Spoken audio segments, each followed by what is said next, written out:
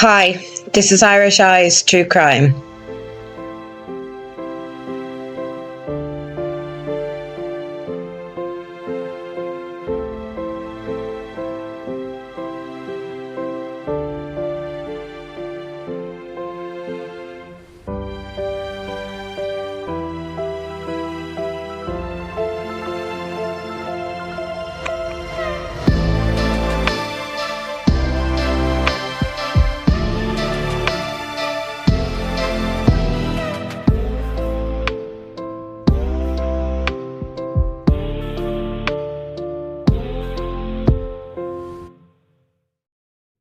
Hi everyone, welcome back to Irish Eyes True Crime. Today I want to talk about the harness and a few other bits. I think the harness played a big role in Nicola's case. Not only did it help cement the accident theory that the police had after they had received that information from Paul that kept them towards the river, but also the fact that, judging by Nicola's photos, Nicola had sometimes had the harness on Willow. And a lot of the times it was when Willow was going into the water, she'd have the harness off. So Paul changing the idea that, like saying that Nicola always took the harness off, is not completely true. As we have seen from the photographs on Nicola's social media. So let's say she did take the harness off at the gate, which a lot of us don't understand why she would take it off. You'd think it would be just the lead you take at this, just take the lead off and leave the harness on, because it'd be easier to clip back on after your walk. But let's say she did take the harness off. And before I was wondering why, she didn't leave it at the gate, but that'd be me. But a lot of people had said, oh no, they wouldn't leave their harness there at the gate or whatever. But in case like Willow went chasing after something or their dog went chasing after something. So I understand that point. But I did wonder why you would take the harness off and carry around a bulky item like that. And when she could have just left the harness on, as I say, and carried around the extendable lead. And I was thinking about it, if she was using her phone for work and messages and all that, it couldn't have been a comfortable walk carrying around the harness and the lead like that. So I decided to take a look and see what it felt like if I was walking around and I was trying to message on the phone or email and carrying around a harness and a lead like that. So we know that it was a bulky harness. It wasn't a real skinny one. And also that it was a retractable lead. So there's that as well. So here you see me walking around and I've the phone out in front of me as if I was texting or sending emails or that. Now, I couldn't leave the retractable lead dangling down because it was uncomfortable trying to walk like that. Like it'd be banging off your legs. And the harness is bulky, but I threw it up on my arm, so I was able to manage that, no problem. But I had to put the retractable lead through my fingers. But that made it very uncomfortable for me while texting or doing anything like that. And especially trying to walk as well and trying to mind where you go. So I thought then maybe she put the retractable lead in her pocket while still carrying the harness over her arm, and wondered would she detach the harness and the lead or just leave it dangling in her pocket. But it was something I was thinking about, but it does seem uncomfortable why she would take the harness off. But I was also thinking that if Richard Fife was able to see Nicola had the phone out in front of her like that from a distance, he would also be able to see that she was carrying the harness like that. Because as you can see, even if it's over your arm, you can still see it. Now, I don't know about you, but for me, I would think this is important that the police would question about the harness, considering they were going to make such a big deal about it where it was found after a while, that they didn't question, oh, did you see the harness? Was the dog wearing the harness? Question the witnesses on this about the harness. I don't know whether it's just me, but that's what I think the police would do. They'd question about the harness. Like, was Willow wearing the harness? Because they're taking the information, say, from Paul, that she always took the harness off. But even them themselves would have seen those photographs and the conflicting things with what Paul had said. Yet they mentioned the ball, which we know they would have mentioned that because of the photographs. So we know they did look at the photographs. But it's like they just deliberately picked out what they wanted to go with their narrative of the accident theory. Just picking the ball, but not going into about the harness, which was one of the biggest things, really, because it was the harness that was found, well, so we're told, was halfway between the bench and the river, which cemented their idea of the accident. So why not go into more detail about it? So according to Richard Fife, Nicola had went through the gate and took off to the left, but never went near the bench area. And Willow was already loose. But there's no mention about the harness, but just that Willow was already loose. So she was either had her harness or her lead off before she went through the gate. So according to Richard Fife, Nicola had the phone out in front of her, which is understandable. She's sending emails and text messages, so you can understand that. And we were told that Nicola didn't have headphones, although we have seen images of her with headphones before. And I wondered how she was able to listen to the works team call. Like, we're told that she didn't need to have her screen on. She only needed to listen. But it is hard when you're walking around like that to hear properly. Now, I don't know whether that's just me, but when you're walking around like that, and I'm sure like you can still hear traffic from the road because it's not that far in really. And, you'd wonder with noises and stuff like that, and the fact that you're walking, would you be able to hear it properly?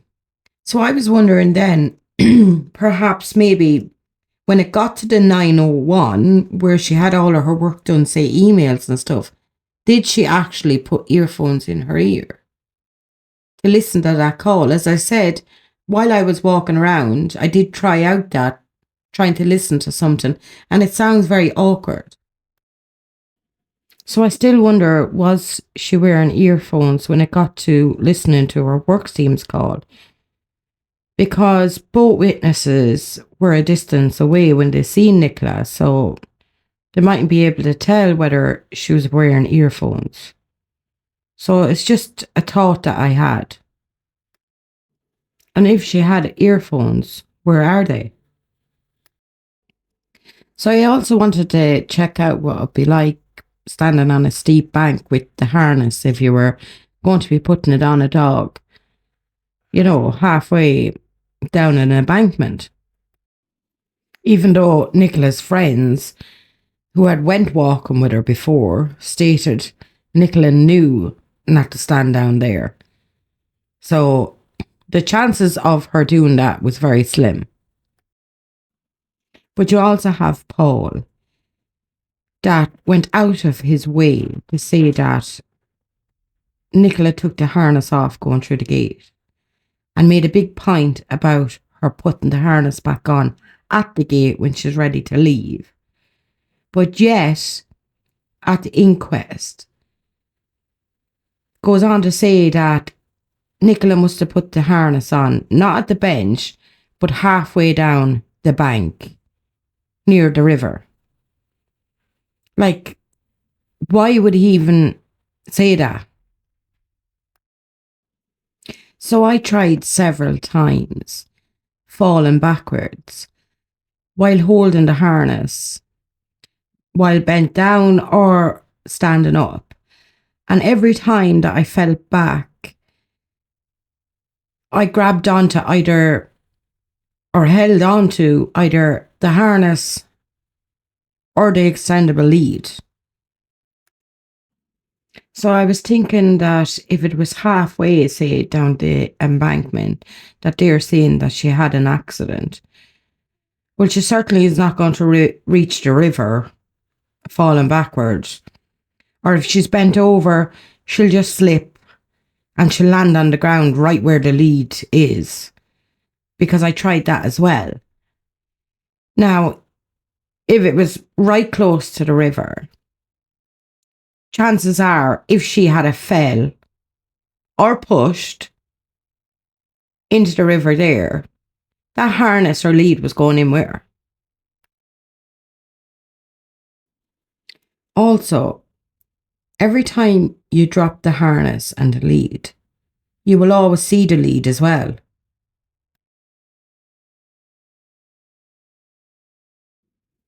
So now that we know more, after hearing at the inquest the different witness statements, and we know that Penny had said she seen the harness halfway down the embankment or close to the river.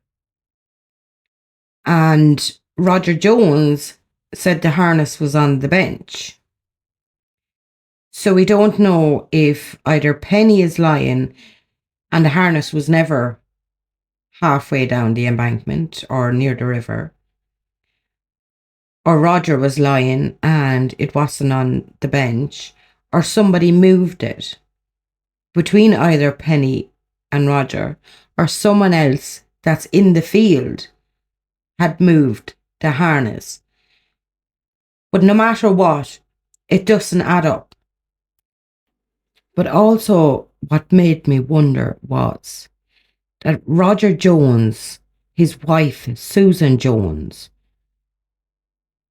who came from a different direction, by the way, she came down Allotment Lane, and Roger Jones came from the direction of the river path, from the metal bridge. Now, I don't know if that matters at all, but I just said I'd point it out. But what I do want to point out is that Susan Jones said she was the one that put the harness on Willow. And it was only when they were walking away, trying to walk Willow away, that she noticed the lead was dangling underneath Willow on the ground.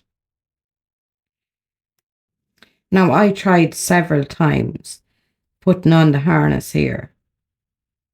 And there is no way, even if you made the mistake and you put the harness on upside down, there's no way that you would notice that extendable lead there. There's not a chance of it. So if she had to put the harness on, how did she not notice that extendable lead? There's something really off here.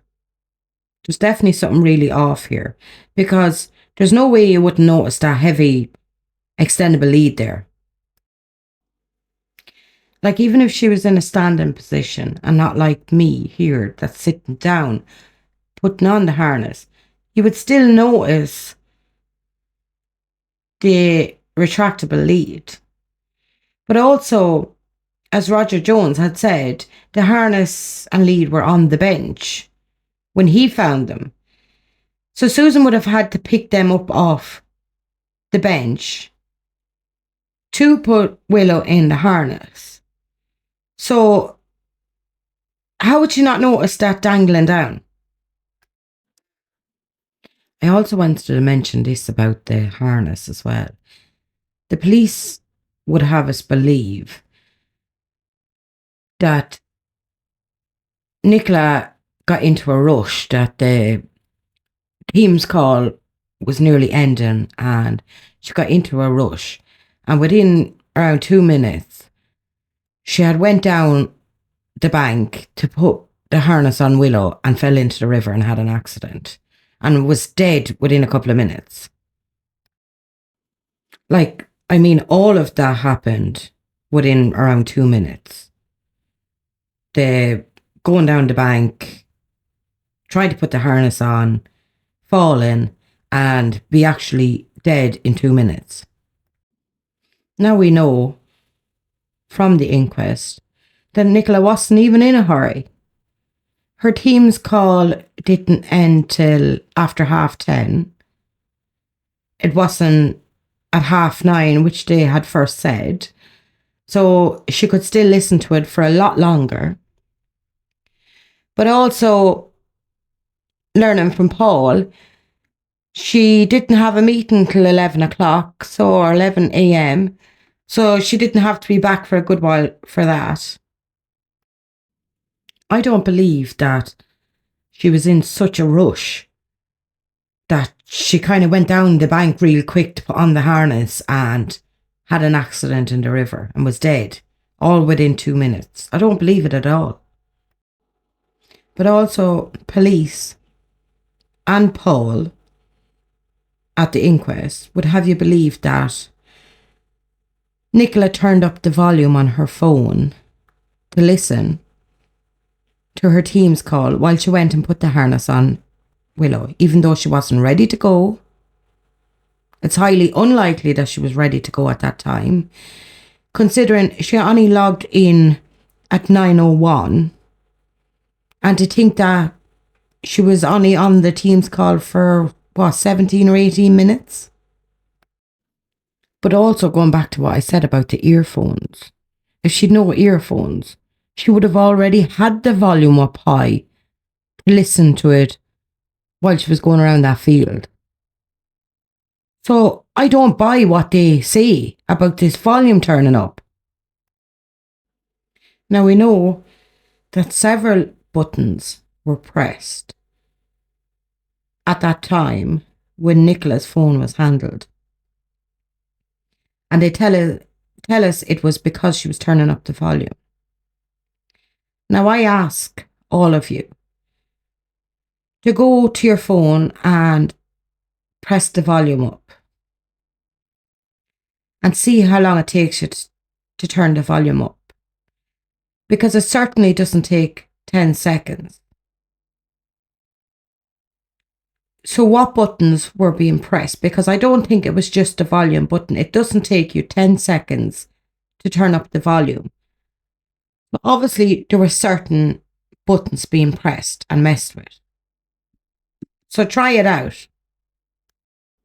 Now, I'm going by the data information that they gave at the inquest, that these buttons were being pressed for 10 seconds. And as I say, turning up the volume doesn't take 10 seconds. It's done way quicker.